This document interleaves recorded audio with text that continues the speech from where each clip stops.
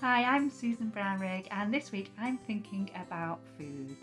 Well, to be honest, I quite often think about food, but it's because I'm thinking about how we can use food to make our characters seem even more real.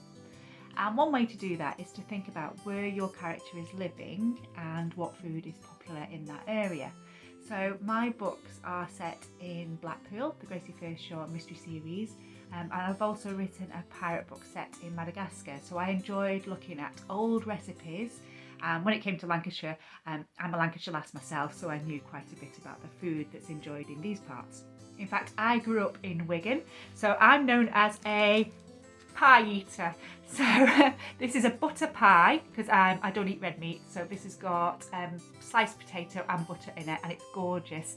And if you have it when it's nice and warm, best thing to do is have it in a balm.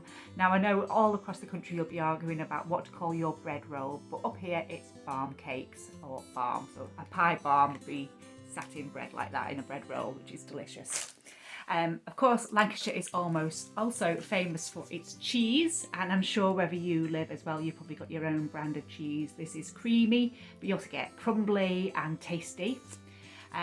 Just down the road from where I now live in Skelmersdale, there's a town called Ormskirk, and you might not know, but it's famous for gingerbread. Since about 1732, the women there would bake these delicious treats, and apparently they were quite popular with people that use the railway.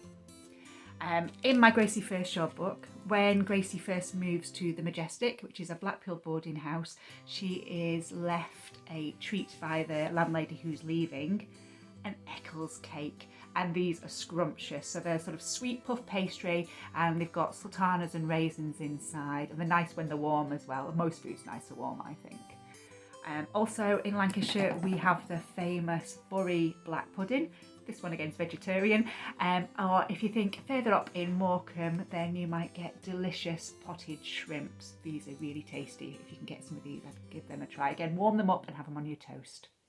So think about the food that's popular where you live or where your character lives, and then try and get that into the story, and hopefully it'll bring your scene to life. And don't forget to tune in every week for our Time Tunnelers videos. Bye.